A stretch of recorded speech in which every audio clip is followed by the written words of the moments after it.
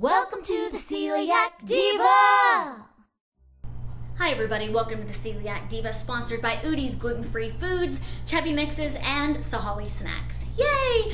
On to the task at hand. Last week on Facebook, I shared that I have healed from something called Leaky Gut syndrome, and I truly appreciate your congratulations and for celebrating with me. It means a lot. Now on to your questions about it. First up, what is Leaky Gut syndrome?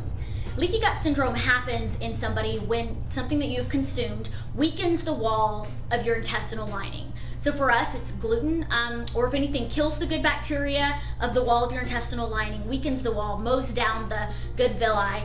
Then the intestinal wall gets weak, it gets loose, holes happen in the wall, and things like toxins, incompletely digested proteins, and bacteria will leak through the intestinal wall into the bloodstream, causing an autoimmune reaction.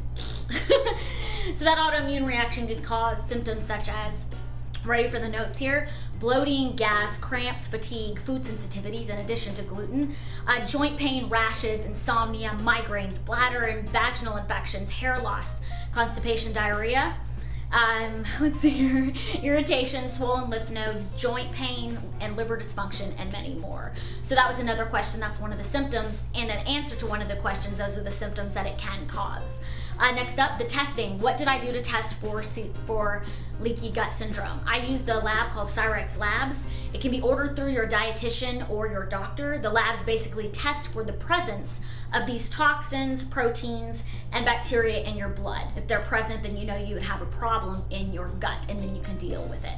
Which leads us, oh, by the way, if for any reason in your area, your doctor or dietitian is not on board, as has happened in many of a journey of the celiac, is not on board, my dietitian can do everything long distance, so I'll put his link below. You can talk with him, do a consultation with him. He can order the blood work in your area at a lab near you. So that is another option to put in the back of your head, which leads us to the next question. How did you heal from it, or how did I heal from it?